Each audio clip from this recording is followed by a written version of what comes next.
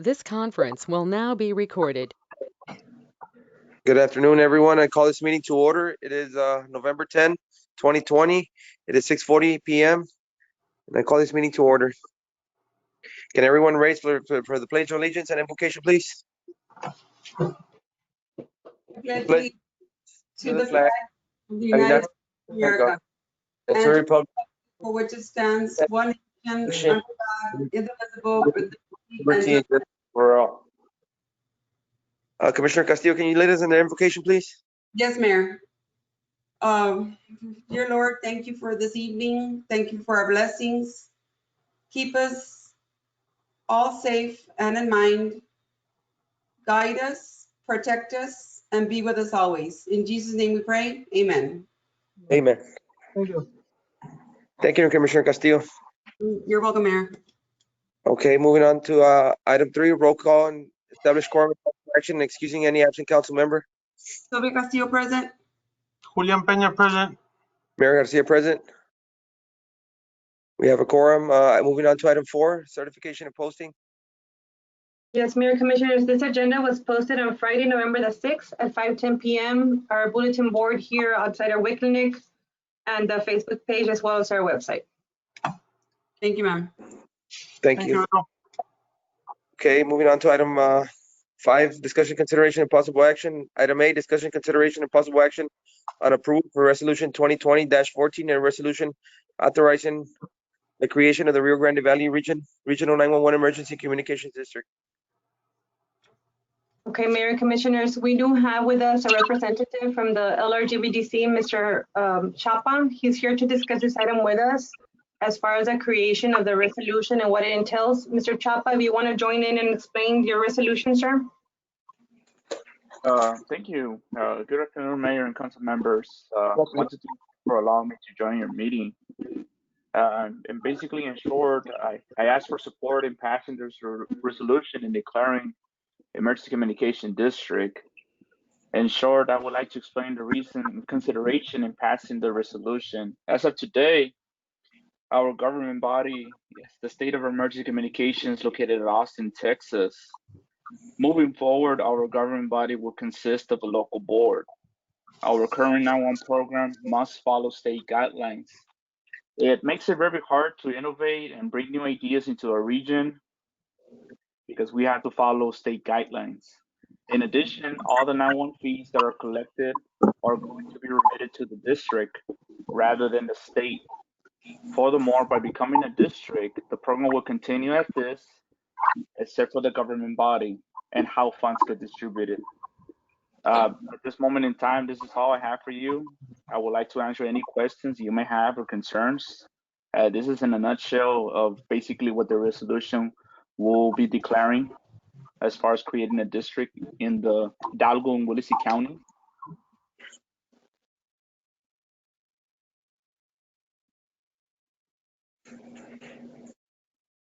Does anyone have any questions?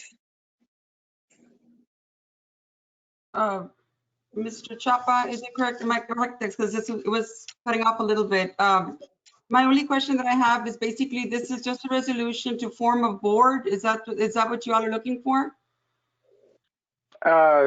Yes, it's to form our local board, but to remove ourselves from the state and become our own entity, a district in Hidalgo and Willacy County. That's the main idea of becoming an emergency communication district.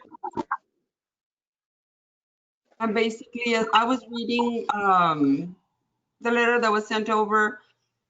Basically, this is for a 911, and it is the Lower Rio Grande Valley Development Council. It's a 911 program. Basically, am I understanding it correctly? We will be our own entity. Is that what it entails to? Yes, ma'am. We'll become our own entity, part of the LRGVDC. The only difference is that we will no longer have to follow state guidelines. It will be up to the region within Hidalgo and Willacy County to move forward to what's best for the 911 program in the region versus following the state. Okay.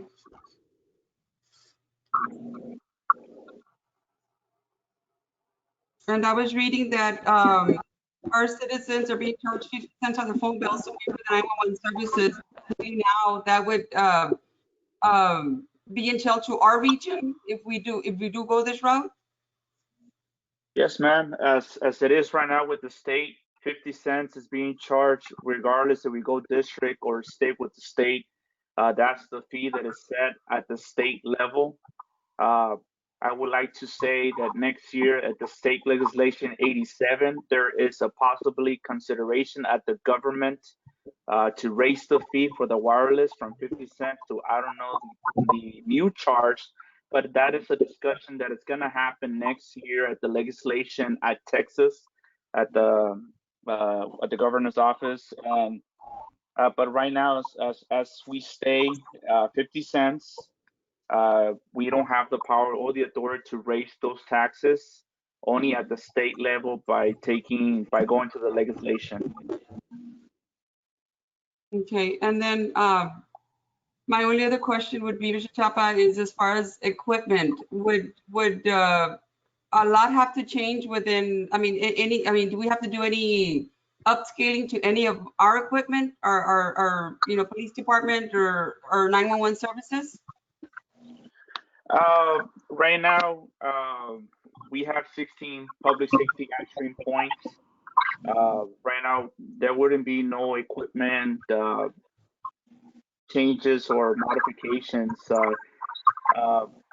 One of the biggest things that moving forward is starting from a brand new foundation, right? Because now you're away from the state, so you have to provide. It wouldn't be nothing much of a change. The only thing changes that we will have in the future currently is the new 911 system that we're gonna be releasing sometime in 2021. But that will be the only change as far as the district will go. Okay. All right. Real quick, just to be clear, the fee that's going to be charged, I know it's charged on every cell phone.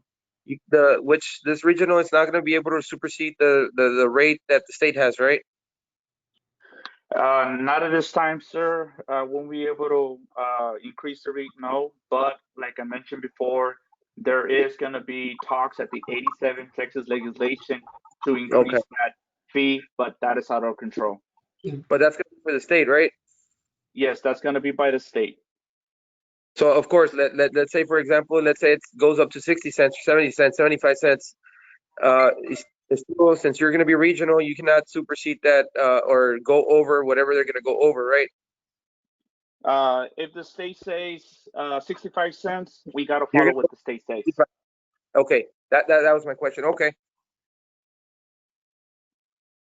Commissioner Peña, do you have any questions? No, Mayor. Okay, at this point, I need a motion to approve. Now I'm going to make a motion on approving item 5A, resolution 2020-14, a resolution authorizing the creation of the Rio Grande Valley Regional 911 Emergency Communications District. I second that motion. There was a motion by Commissioner Castillo, second by Commissioner Peña. All those in favor say aye. Aye. Aye. All those opposed, same sign. Motion carries. Okay, now moving on to item 5B, discussion, consideration, and possible action, approval of application on COVID Small Business Grant Program. Yes, Mayor Commissioners, we do have the COVID Small Business Program for the businesses that have been affected with the COVID. We did receive a good turnaround in applications, and right now we do have our COVID consultant, Mr. Romero, who's here to discuss the status of these applications as far as if they're eligible for the actual program. Mr. Romero, you want to join in? Yes, ma'am. Ms. Gutierrez, did you distribute the list to the council, the breakdown of who was eligible? Yes, sir, I did. Everyone has a list. All right, council, we went through all the applications that were turned in. We reviewed everything to make sure the businesses were in operation prior to the March 17th cutoff that was applied for the CARES Act. We reviewed that whether or not they had a Texas ID, a tax ID, proof that they're filing tax returns, proof that they are registered for sales tax within the city, and proof that they are still the current owner of the business that is applying for the program. We submitted that to the city, and I believe that the city was going to reach out to a few of the businesses that were not registered for sales tax. But that is going to be something that's up to the council. I know that that's not a requirement of the grant, but I don't know if that's a requirement that the council wants to put in place, that the businesses be paying sales tax within the city limits. Commission, on that end, I think it is a good idea to push that way. That way we make sure that we're getting our taxes to the city, the ones that belong to us. I don't know how you guys feel about that. I think it would be a good idea, or I don't know, Mr. Romero, what you would think. I just want to clarify that, just be aware that there are some businesses that don't pay sales taxes, whether it be that they build daycares or they be gyms. I don't think they charge taxes. They just charge a monthly fee. So Well, are we? we could do it, like we got to make exceptions on those, which we know, for example, those income tax places, they also, they don't charge any taxes. So I know where you're coming from, Sylvia, but as far as the ones that I know, we're making a lot of tax sales in the city. So I think this is a good way to start promoting it and helping the city out. That way we could also help our businesses out. But and the other end, businesses that don't pay taxes, that don't need to pay taxes, we need to make exceptions on those. So I think the motion would read, or would recommend be that you approve subject to the business entities that are required by the state of Texas to pay sales tax, have a tax ID, and the ones that are not required by the state would be exempt from that. Ms. Castillo, do you agree with that? Repeat that for me. The ones that are required to pay sales tax Would be required to turn in their copy of their sales tax license, and the ones that are not required by the state would be exempt from that requirement. Yes, sir. Yes, sir. So that's how the motion needs to be done. So item 5B, I make a motion in approving item 5B, approval of application on COVID Small Businesses Grant Program, granting that businesses that pay sales tax, granting that businesses that pay sales tax would be accepted, and businesses that are not entitled to pay sales tax. Mr. Romero, can you clarify, please? It would be approving the grant program subject to businesses that are required to pay sales tax, providing a copy of their sales tax certificate, and providing that businesses that are not required to pay sales tax are exempted from this requirement. Okay, exempted from the requirement. Okay, so it's going to be item 5B. I make a motion in approving applications on COVID Small Businesses Grant Program. Approving grant program,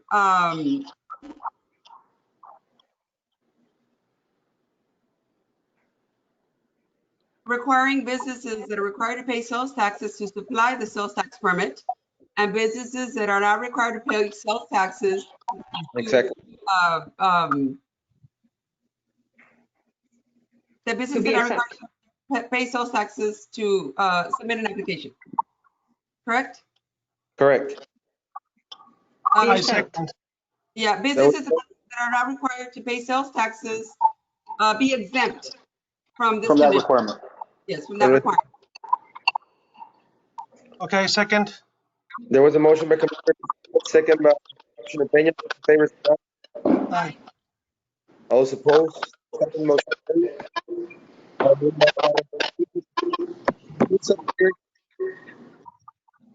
Everyone's here, right? Yes.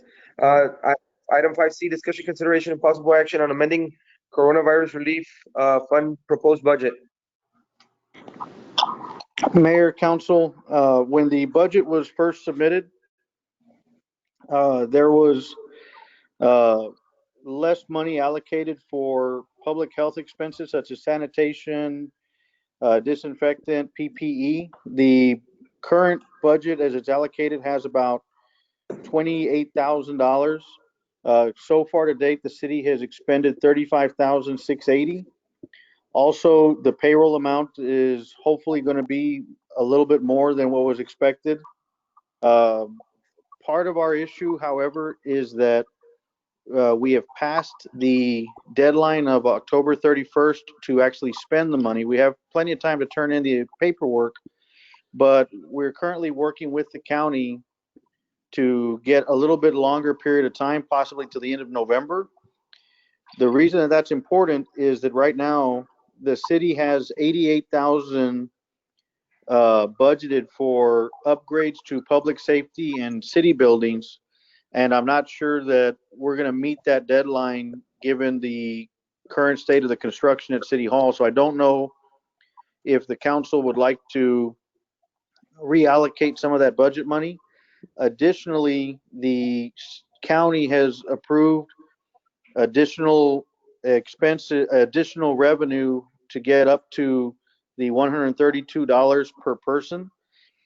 So the council also would need to consider where they would like to spend that additional money. We can come up with some options for the council, unless the council has anything that they feel that is needed. I know that some cities are spending it on testing. Given that there's a second wave coming, a lot of cities are ordering PPE and stocking up to be prepared in case a second wave comes. But it's entirely up to the council how they'd like to allocate the funds. As of right now, if the small business and the individual grant program goes through, there is still going to be, out of the original fund, if the construction does not happen, about $104,000 that the city would send back to the federal government unspent. So the construction is a large part of it. So the council just needs to decide how they would like to move forward. Can we table this item and kind of, Mr. Romero, if you could, you and Vero can get together and kind of, this is just a suggestion, get together and maybe draw something up and then present it in the next meeting. Is that possible? We can. When would the next meeting be, just so that we can get some of the money started being spent? Let me ask you this, Omar, real quick, Sylvia. I'm sorry to interrupt, but maybe since we're in a short period of time, maybe we can leave it up to the city manager at this point to make a deal with Omar and figure it out, and they take care of it, and just let us know what we want to do instead of going through all these meetings. Can we do that, Omar? Yes, Mayor. The motion would be to authorize the city manager to submit budget amendments to the coronavirus relief fund as needed in order to comply with CARES Act regulations. That way, Sylvia, we could just talk to Vero and figure it out from there, and she could take it from there. I would be okay with that. Commissioner Peña, would you be okay with that? Yes, Commissioner. And the reason I'm explaining this is maybe since we're in a short period of time, we can make it quicker instead of going through meetings. You have a point there.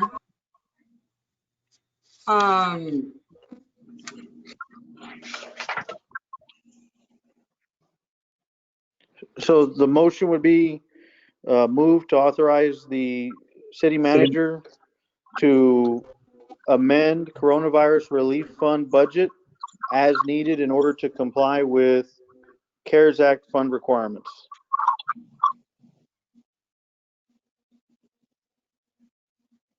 Commissioner Peña, need a motion, or Castillo need a motion?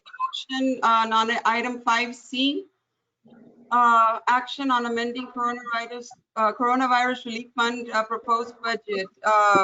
But I make a motion on authorizing city manager to amend coronavirus relief budget in order to comply with CARES Act funding. I second the motion. There was a motion by Commissioner Castillo, And a second by Commissioner Peña. All those in favor say aye. Aye. All those opposed, same sign. Motion carries. Okay, give me 1 second. Moving on to item 5D, discussion, consideration, and possible action on approval of the COVID Individual Assistance Program. Yeah, that's it. Individual Assistance Program. Can you guys hear me? Yes. Yes, sir. Ms. Gutierrez, I don't know if you want to explain the program. It is covered under your category 5 expenses, which are economic recovery efforts. This would be a program to fund individuals, but I know that Ms. Gutierrez has been working with the program and can describe it a little bit more to the council. Yes, Mayor, Commissioners, we did some credit cards to be able to hand out to our constituents if they're eligible. They would have to bring in proof of residency, a utility bill, an ID, a driver license, and basically determine if they've been affected by COVID-19. I believe we're going to allocate $100 per family or unit or household address to help them relieve expenses if they've been hit with COVID. And it's something they will have to go through an application, bring in proof, and then we can go ahead and issue out this. It's a credit card that they can use to pay their water bill or anything such. Am I correct, Mr. Romero? That's correct, and it is limited to 1 per household.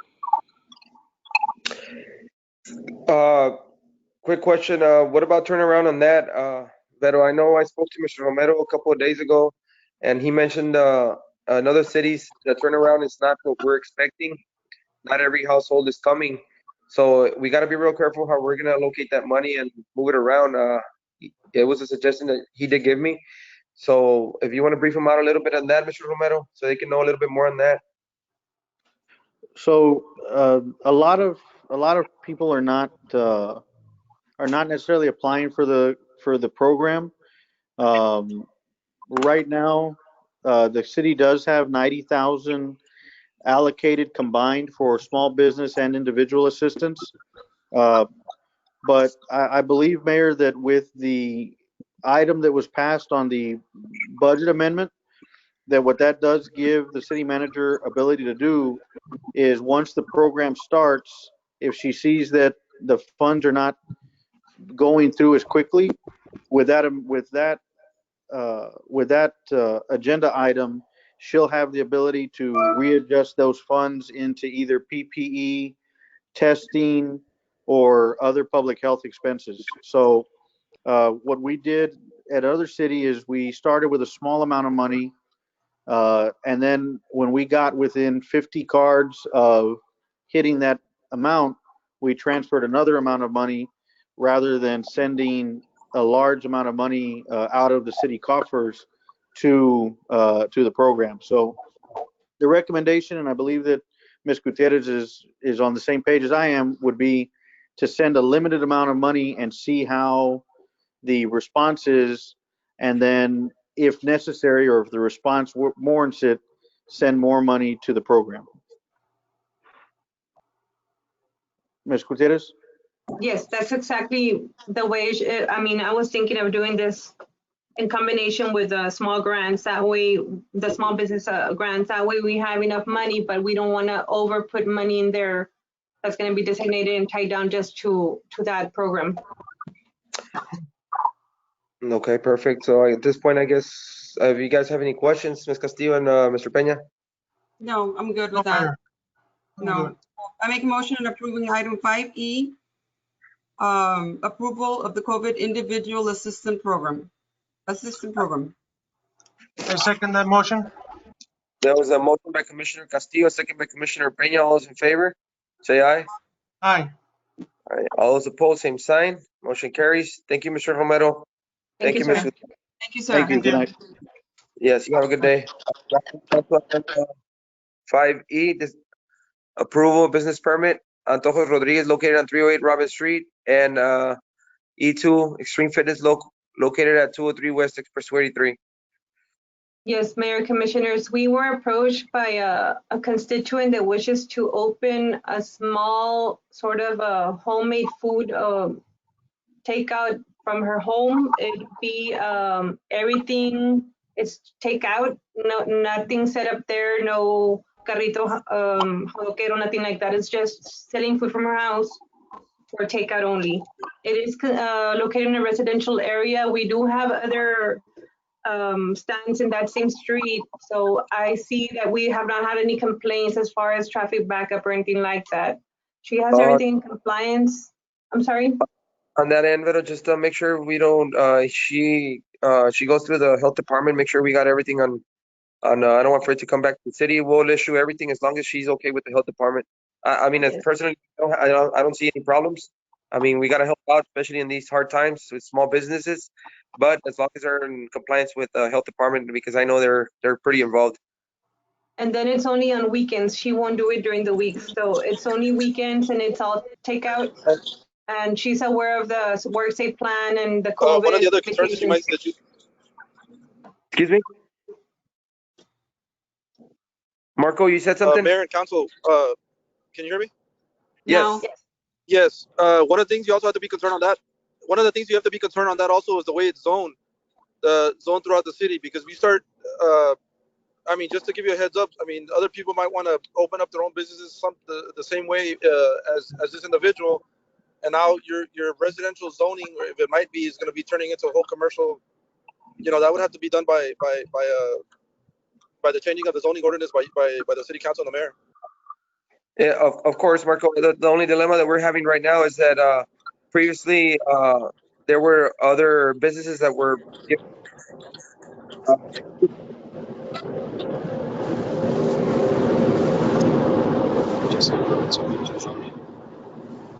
Marco. There we go, Marco. Thank you, Marco. That's I think we've been considered a lot on the previous ones. Big thing, Yeah, residential. You could just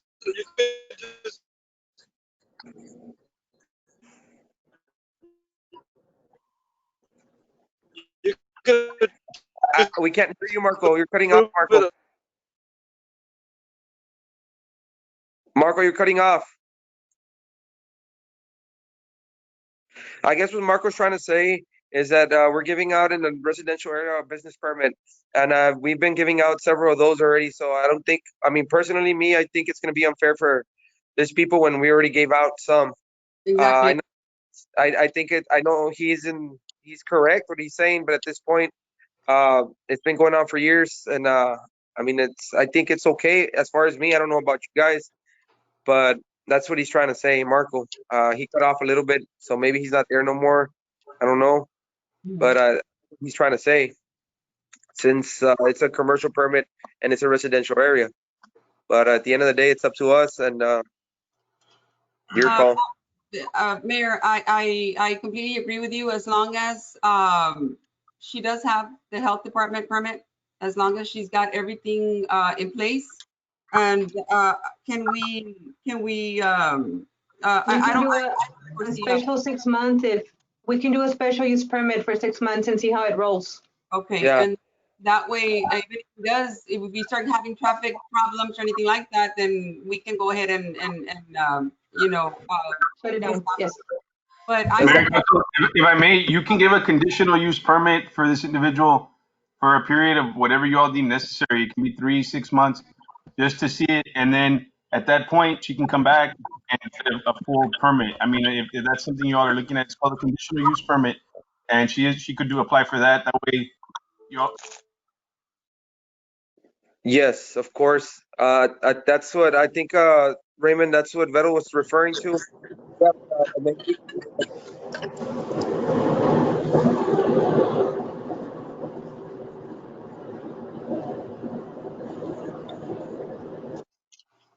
There we go. Sorry. It's Marco. He's trying to log in, I guess. No, as far as I'm concerned, compliant with any rules and regs that we have, so I'm okay with it. Okay. Make a motion approving a conditional business permit for Antojos Rodriguez located at 308 Robin Street. And just for the record, it's going to be a conditional permit, correct, Raymond? Correct. Conditional use permit, yeah. Conditional use permit. So, I said- If you just set the timetable of what, I don't know, I didn't hear if you did say it or not, but it was either 3, 6 months or whatever you all deem necessary. We'll keep it at 6, Vero. We've been doing the rest at 6, right? We'll keep it That's at 6. correct. so I make a motion on item 5E, approving a conditional use permit for Antojos Rodriguez located at 308 Robin Street. I second. There was a motion by Commissioner Castillo and a second by Commissioner Peña. All those in favor say aye. Aye. Aye. All those opposed, same sign. Okay, now moving on to item 5E2, Extreme Fitness located on 203 West Expressway 83. Okay, Mayor, Commissioners, this person did come in and apply. He wants to open a small little gym. It'd be more like a cardio equipment, strength training machines, and a little bit of weightlifting. This one is located in that plaza next to Family Dollar where we have the Reinera Bakery. Okay, It'd be Okay. in that plaza. It's already a commercial area. He currently has a temporary permit and he's abiding by the COVID restrictions as well with his work safe plan and sanitation and all that good stuff. perfect. Any questions, Commissioner Peña? No, I make motion on 5E, number 2, on accepting the Extreme Fitness located at 203 West Expressway 83. Second the motion. There was a motion by Commissioner Peña, second by Commissioner Castillo. All those in favor say aye. Aye. All those opposed, same sign. Motion carries. Now moving on to item 6, executive session pursuant to Texas Government Code Section 551071 and 551072. Item A, personnel, and item B, attorney city contact letter. I need a motion to move into executive session. Make a motion to move into executive session. I second the motion. There was a motion by Commissioner Castillo, second by Commissioner Peña. All those in favor say aye. Aye. All those opposed, same sign. It is 7:12 p.m., November 10, and we're moving into executive session. This conference will now be recorded. I make a motion to reconvene from executive session. I second the motion. There was a motion by Commissioner Castillo, a second by Commissioner Peña. All those in favor say aye. Aye. All those opposed, same sign. Motion carries. We're reconvening from executive session. It is 7:56 p.m., November 10. And moving on to item 8, public comments. Anyone signed up for public comments, Vero? No, sir. I need a motion for adjournment. I make motion for adjournment. Second motion. There was a motion by Commissioner Peña, a second by Commissioner Castillo. All those in favor say aye. Aye. Aye. All those opposed, same sign. Motion carries. It is November 10, 7:56 p.m. This meeting is adjourned. Thank you, guys. Thank you. Thank you. God bless. Thank you. All right. God bless.